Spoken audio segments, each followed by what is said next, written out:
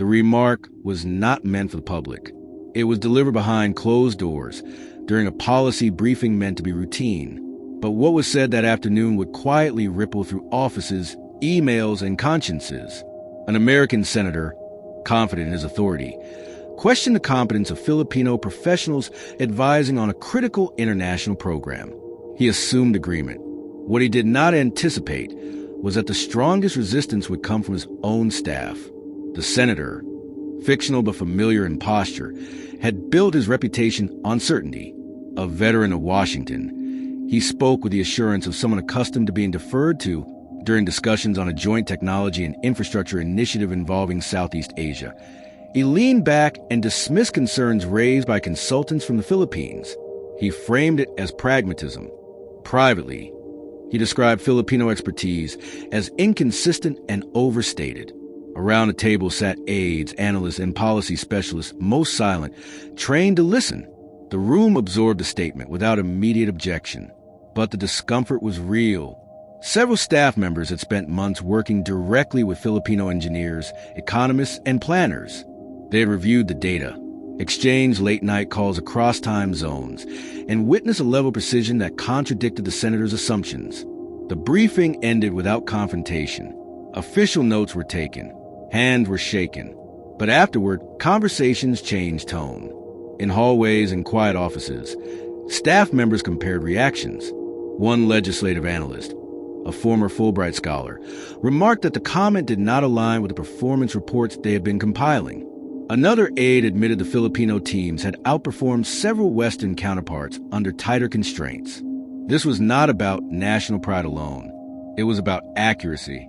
The senator's office had relied on Filipino specialists to troubleshoot supply chain modeling after American contractors failed to adapt to regional conditions.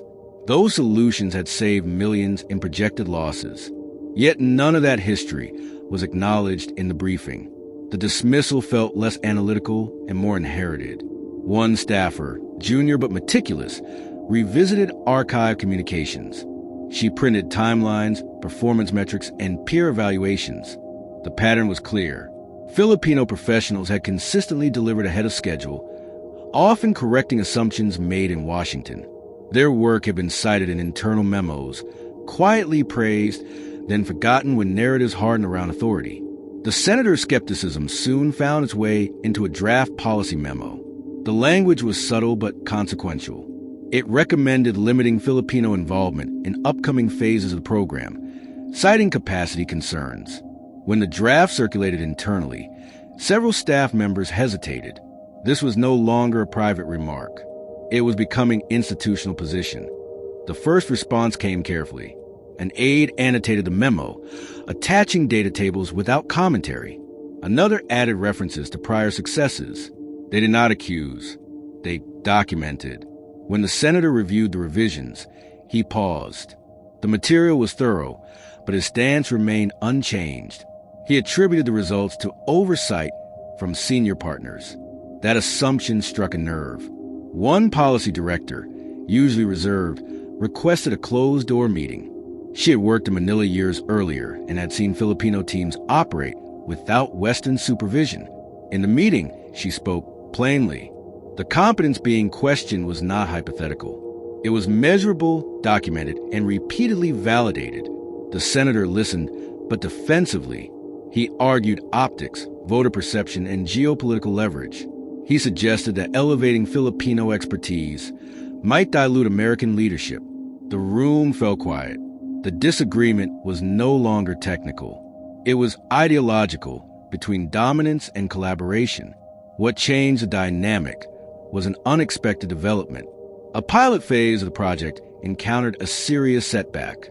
An American subcontractor misjudged regional infrastructure constraints, causing delays and scrutiny.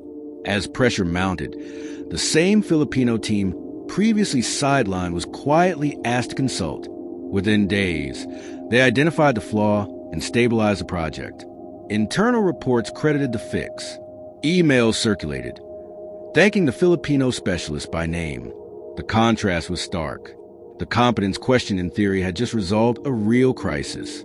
Staff members noticed a shift. The senator did as well. A revised memo was drafted, this time acknowledging external expertise.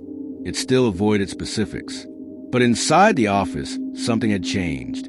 Staff discussions became more candid. The original remark was revisited as an example of how power distorts judgment when unchallenged. One aide proposed an internal briefing led by project partners. The senator agreed, reluctantly. When Filipino engineers presented their methodology, they did so without defensiveness. Their explanations were grounded in local realities and global standards. There was no appeal to emotion, only precision. The room responded differently this time. Skepticism gave way to focus. Notes were taken. Assumptions adjusted. The senator asked fewer rhetorical questions and more technical ones.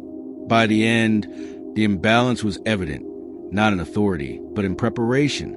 After the briefing, a senior staffer summarized the sentiment in an internal message. The issue was never capability. It was visibility. Filipino expertise had been present, effective, and undervalued because it did not fit the expected hierarchy. Weeks later, the senator addressed the program publicly. His language had shifted. He spoke of international collaboration and shared technical excellence. Filipino partners were mentioned explicitly for the first time. Inside the office, staff understood what had happened. Authority had been confronted not through protest, but through evidence. The disagreement had never been about loyalty. It was about integrity. For the Filipino professionals involved, the episode was largely invisible. They continued their work, unaware of the internal debates their competence had provoked. Their focus remained on outcomes, not recognition. The story did not end with headlines or apologies. It ended quietly, in revised language and altered decisions. The senator remained in power, but his certainty had been tested. Within policy circles, the incident became an unspoken lesson. Competence does not announce itself according to hierarchy. It reveals itself under pressure. Staff members later reflected on their role. None considered themselves heroic. They had simply checked claims against facts. Yet the impact was undeniable. The senator never repeated the remark, but its absence spoke volumes. Filipino expertise was no longer questioned, only evaluated. This fictional account mirrors countless real dynamics across global institutions. Underdogs are often not lacking in skill, but in perceived legitimacy. What made this moment significant was not the disagreement itself, but where it came from. Not critics or opponents, but the senator's own staff. In documentary terms, the camera would linger on the quiet resistance, the annotated memo, the closed-door meeting. Power rarely shifts dramatically. The Filipino professionals never asked to be defended. Their work spoke clearly enough. The question was whether the institution would listen. By the end, the senator had not lost face, but he had gained perspective. Sometimes that is the most consequential outcome. The staff returned to routine. New briefs replaced old ones, but an internal benchmark had been set. This documentary-style story is a work of fiction, created for narrative and educational purposes. Its tension is real. When power underestimates the capable, correction comes not from noise, but from evidence, persistence, and the courage to disagree from within.